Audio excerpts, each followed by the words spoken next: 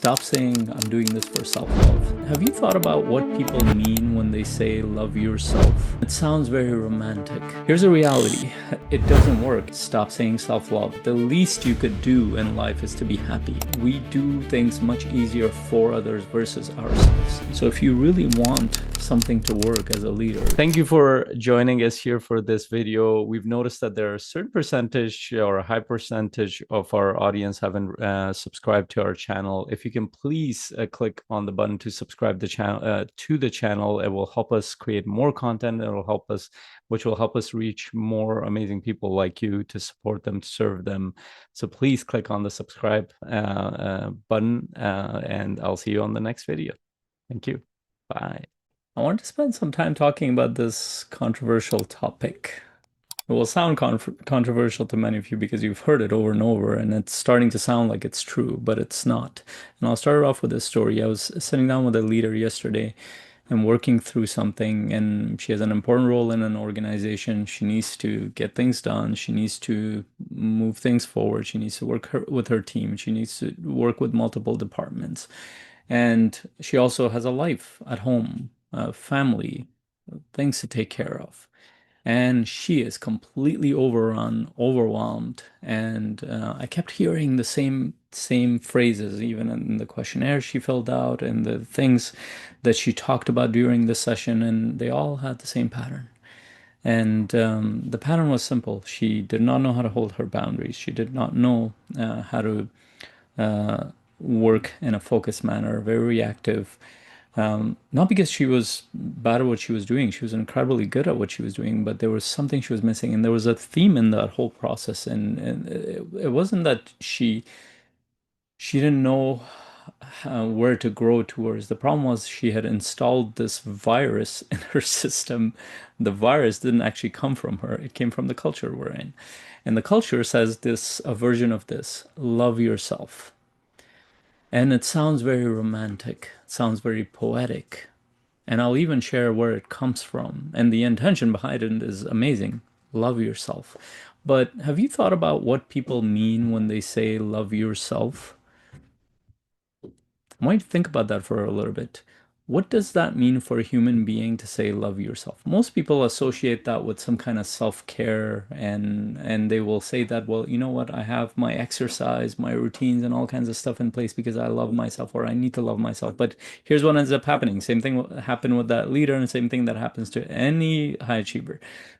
They will set a time to exercise, to take care of themselves, to journal, meditate, all kinds of things, or set boundaries, and with the intention or belief that they're doing it because they're being self-loving towards themselves. But here's what ends up happening. As soon as a meeting comes in, as soon as somebody requests something of them, as soon as urgency comes in, as soon as responsibilities come in, all that self-love that just drops. And then they're told something else. Well, you haven't truly loved yourself by some guru and some influencer or some coach, unfortunately. Here's a reality. It completely goes against how our brain is wired, how our mind works. It doesn't work. And I'll start with the origin of where all this comes from. And the intention is actually really positive behind this. All of this comes from deeper spiritual practices and beliefs. And the beliefs go like this. Self-love is one of the highest versions of spiritual enlightenment. But here's the problem. When spiritual teachers, mystics of any kind, whether it be Sufi mystics or from the Christian world, Gnostics, or from Taoist or from Zen Buddhism, wherever you come from, whichever tradition people come from, when they say a version of self-love in their stories and their poetry and all that stuff, they're not talking about you self.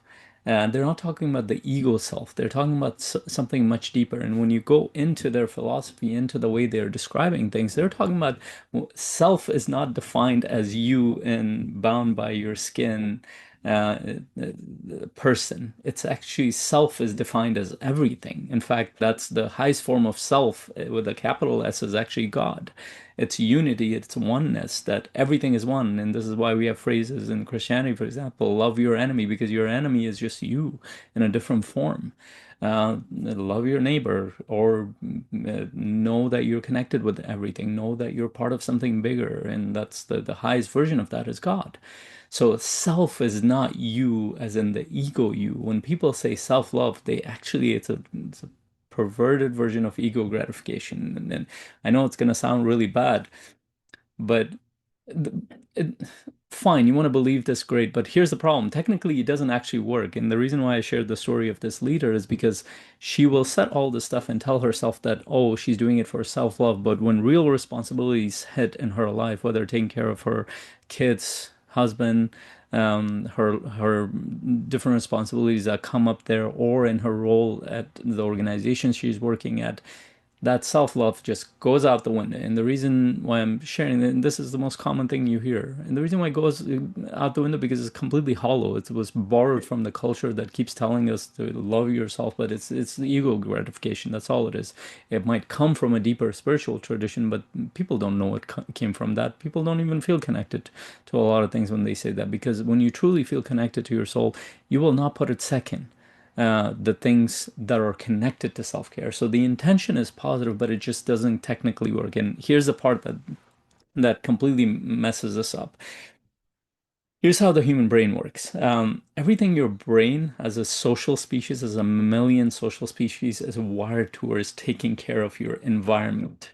It's actually set up to protect you and those around you, as a first priority, which means that your brain is constantly scanning your environment for danger towards you and your family, your community, those kind of things. And even when it's looking at you, it's not looking at you in the sense as you, because you are a part of a bigger group. You're a social species, which means that you cannot exist without the other people around you.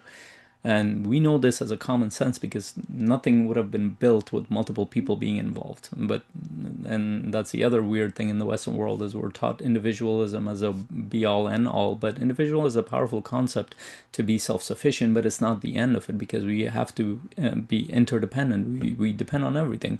I wouldn't be able to share any of this if a bunch of people weren't working in the background in Zoom or on Facebook, or a bunch of people were taking care of things at home, my wife, my kids, or my team members doing all kinds of other things.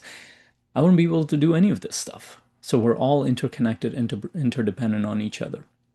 So what does that mean? So your brain is wired to look at you in relation to others. In fact, I challenge you to think of yourself without thinking of others. Think about your roles that you're in. You're a son, you're a daughter, you're a husband, you're a wife, you're a citizen, you're a leader, have a role in your organization, you're a CEO, you're a business owner, whatever. All of those involve other people, serving other people. Your identity, your self-identity is intertwined with all kinds of other people. And this is why even deeper spiritual traditions have melded in. When we say self-love, it includes everybody. But people don't really get that. But in basic technical terms, your brain doesn't recognize self-love. It recognizes responsibility, it recognizes taking care of other people, it recognizes values connected to that.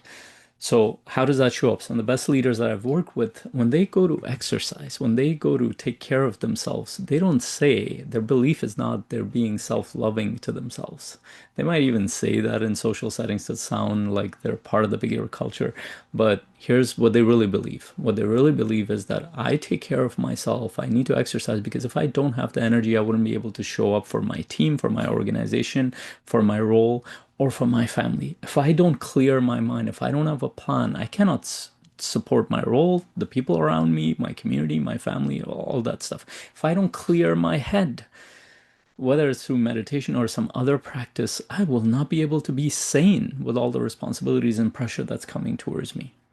So they actually do it because they leverage the brain's natural mechanism to know yourself in relation to others. We do things much easier for others versus ourselves. You know this in your common sense, but common sense gets challenged when you start to listen to garbage bullshit that is taught on the outside world. I apologize. I've seen this so much over and over that it's frustrating to see it, that people just pick up on things and they start believing it, but it doesn't actually work. So if you really want something to work as a leader, you're running a business, you're in an important role, you're a director, you're an executive, leverage your responsibilities, leverage your identity. You're there for a specific role to serve in your family. You're there to serve your kids and your wife. As a husband or as a wife, you're there to serve your husband and kids. Yeah, of course, you need to take care of yourself. Without that, it's not possible to do any of that stuff. And of course, you can be, you have a right to be happy, to feel good, and all that stuff. All that should be a product of the environment you design. But it those things are not contradictory with each other. When you take care of others, you take care of yourself because you're part of one environment. Now, a lot of times when people overextend themselves, it's not because, oh, they're following their responsibilities. No, because they have some kind of insecurity inside that doesn't allow them to take care of themselves because they don't even see the value of that towards the environment. They haven't thought deeply enough. When I work with leaders who protect their time, they protect their energy, protect all that stuff, it's because they care about their environment so much. They care about their family and organization and team so much because they know that if they don't protect their time, they won't be able to serve them. So leverage that wiring in your brain. It's as the path of least resistance. Stop saying I'm doing this for self-love. Say that I'm ask yourself why this is important for you to do it. More than likely, you're building a vision that includes you, your family, your community, and other people. More than likely, you're building an organization because there's a purpose behind it, or there's a reason why, even if you didn't have a purposeful mission to build a business, there's a reason why you're building it for your family, for your community, for somebody. But I love mission-driven entrepreneurs. If you have a mission, connect with that. And that mission almost always includes a contribution towards some kind of cause that matters to you personally. Leverage that why. Stop saying self-love. It doesn't work. It sounds poetic, it sounds nice, but it does not work long term. It might even make you feel better short term. It might make you look a little bit cool in parties, but it does not work and it's completely bullshit. Um, I know it was a little bit intense of me sharing this because I've seen this hundreds of times. Now, sharing that leader's position by the end of it, she realized that the reason why she was dropping the so-called self-love activities for the meetings that she needed to be on was because those meetings were actually more important to her because they were serving her team or somebody that she cares about versus going to exercise. But now that she understands, she's looking at it a completely different lens. If she skips the exercise, she cannot make the better decisions that she need to make as a leader. She skips the meditation, she cannot do that. If she skips the giving herself that space and time to be sane and happy, she cannot serve other people. I love this phrase from a spiritual teacher that said that the least you could do in life is to be happy. And to be happy, you need to contribute, you need to grow, you need to serve. And of course, you need to take care of yourself. But you do that because you're a human being, you're a social species, and you're everything in down to your DNA is wired to take care of those around you. And of course, you too, but that's in relation to others. I hope this serves you, and please share your thoughts. You can disagree with me, but share your perspective and thoughts with me. I'd love to hear from you. Until my next conversation, hope you have a great day. Bye.